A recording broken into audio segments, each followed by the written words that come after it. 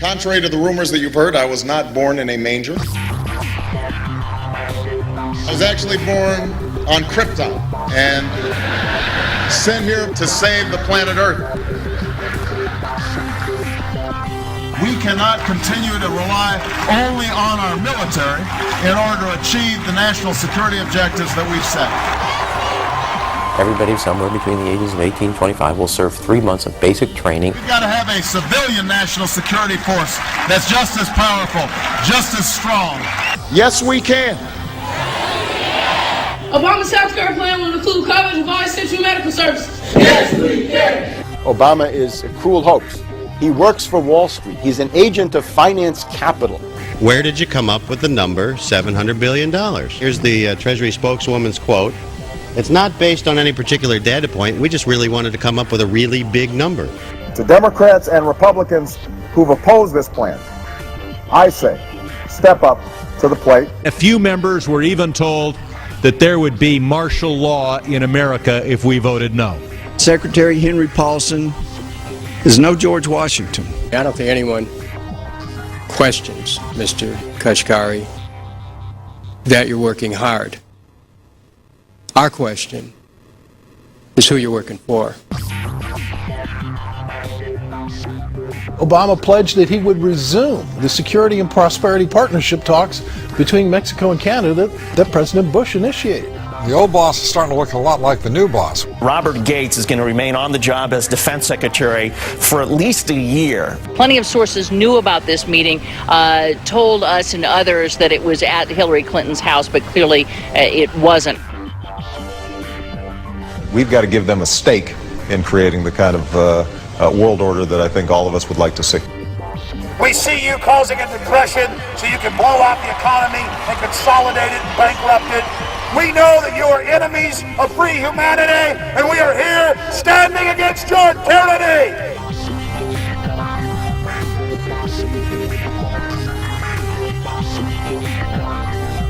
The Obama deception. The truth strikes back.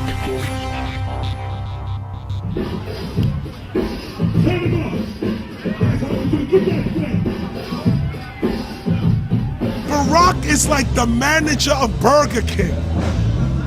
All presidents are, including Bush. It's like this: when your fries are cold, if your burger is not done right, you go back to Burger King, America, or your government, and you say, my burger's cold, I want new fries. First, you go to the cashier, that's the courts. You argue to the courts. The courts, if you can't get no justice with the cashier, you say, let me see the manager. I want to go to the Supreme Court. I want to see the president. The manager comes out. Hi, what can I do for you? Now the manager can override the decisions of the cashier, but you never get to see the franchise owner of Burger King. If you really have a problem with your burger, you need to go see the franchise owner. We need to go to the top or to the bottom. We need to go to where the real architecture of government is. And it's not in a president. It's in a global scheme. Politics in America today is identical to pro wrestling. And what I mean by that is, in front of the cameras and the public, we all hate each other. I'm going to kick my opponent's butt. I'm going to whale him from here to high water and beat the crap out of him. Yet behind the scenes, we all are friends going out to dinner. Went to dinner together. And it's all a work. All intermarried. Show business. It's showbiz. And that's what you have today in politics. The Democrats and Republicans aren't really opposed to each other.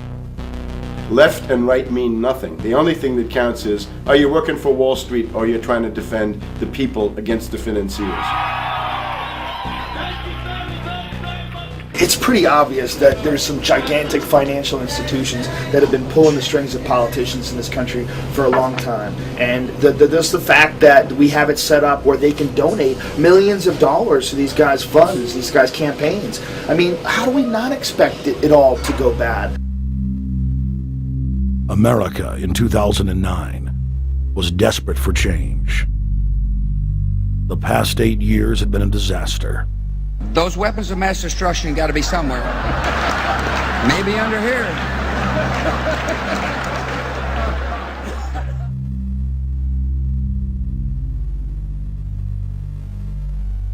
George W. Bush, who had claimed to be a conservative, had tripled the size of the federal government, shredded the Constitution, and destroyed the image of the United States worldwide. Nope, no weapons over there. Endless wars, over 1 million dead Iraqis, and more than 5,000 dead U.S. troops. The Patriot Act, warrantless domestic wiretapping and spying, the end of Posse Comitatus, the rise of the treasonous North American Union,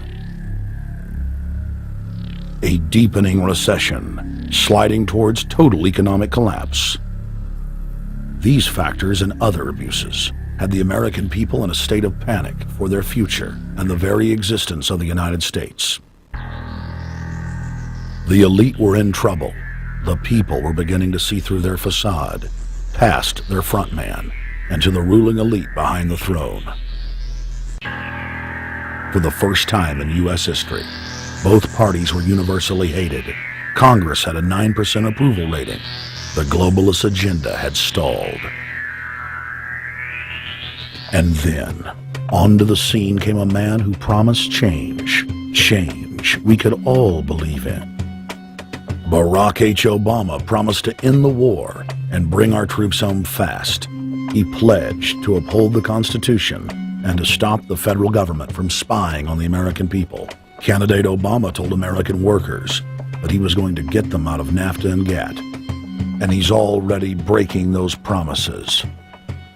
In this film, we will prove that Obama says one thing and does another, and that he works for the very same elite interests that Bush served, the very interest engineering the financial collapse and formation of a dictatorial world government.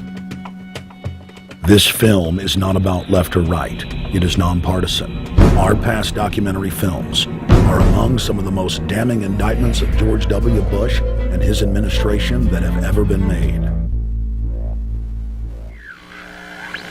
If humanity has any hope of effecting real change for the better, it will not come from the Madison Avenue false reality makers who have cast Barack Obama as the savior of the world. To alter our course from tyranny to liberty, to defeat the corrupt elite, we must get past the puppets and confront the real power structure of the planet. Now we can see a new world coming into view. A world in which there is the very real prospect of a new world order. Webster Griffin Tarpley is an accomplished geopolitical analyst and historian. Among his scholarly works are the unauthorized biographies of George Herbert Walker Bush and Barack Hussein Obama. Since Bush the elder made his speech at the United Nations back in September of 1990 talking about the New World Order, I think I've become confused about what's actually going on in the world. The New World Order is a more palatable name for the Anglo-American world empire. It's the planetary domination of London, New York, Washington over the rest of the world. It's hard to get people to join that or think they have a part in it if you call it the Anglo-American world empire. If you call it the New World Order, then people in India or someplace like that or the European Union might think, well, there's something in that for us too. But that's not what it is. It's the Anglo-American New World Order. It's really the old world order. It's the British Empire morphing into the American Empire. The U.S.-British world empire is what you're going to get. Combines of powerful men have always battled with each other over the levers of power. Gerald Celente is recognized as one of the world's foremost trends forecasters and is the founder of the Trends Research Institute. People that are knowledgeable know that the fight that this country has been waging since its inception is for the central bankers not to take over the country. And that's why people like Andrew Jackson were elected. And that's why people revere people like Thomas Jefferson and others. The takeover has happened, and it's a corporate takeover. Agents of the Bank of England attempted to assassinate President Andrew Jackson on multiple occasions because of his resistance against a private central bank being set up in the United States. And it was something that Abraham Lincoln warned. And this is, by the way, why I believe he was assassinated. This is the Lincoln quote. "The money powers prey upon the nation in times of peace and conspire against it in times of adversity. It is more despotic than monarchy, more insolent than autocracy, more selfish than bureaucracy. I see in the near future a crisis approaching that unnerves me and causes me to tremble for the safety of my country. Corporations have been enthroned. An era of corruption will follow, and the money power of the country will endeavor to prolong its reign by working upon the prejudices of the people until the wealth is aggregated in a few hands and the republic is destroyed." Wall Street has killed Main Street. So I know how unpopular it is to be seen as helping banks right now, especially when everyone is suffering in part from their bad decisions. I promise you, I get it. Up until about the Kennedy assassination and the beginning of the war in Vietnam, the United States is a very powerful engine for world progress. It's the assassinations, the Kennedy assassination, and the others in the 1960s, the beginning of the Vietnam War, and the beginning of the absolute domination of the Wall Street group over every other interest. Nobody else counts except the Wall Street money masters. That has now made the United States into no longer a force for progress, but something very different, often a force for destruction in the world. The military-industrial complex has taken over the country along with the Wall Street gang. If you look also at the people that Obama has put on his appointments list, it's all Wall Street. It's government of Wall Street, by Wall Street, and for Wall Street. There's nobody from heavy industry. There's nobody from the auto sector, nobody from Silicon Valley, nobody from big oil, nobody from defense, no labor, no women, no retirees, no small business, nothing. It's pure Wall Street. The only people who have a voice in Obama's councils are Wall Street finance oligarchs. That's all there is. Nobody else counts for anything under Obama. It's the most extreme Wall Street administration we've ever had. Before his death, President Woodrow Wilson apologized to the public, regretting that he had been deceived by a group of international bankers, and the country's financial system had fallen into their iron grip via the Federal Reserve Act of 1913.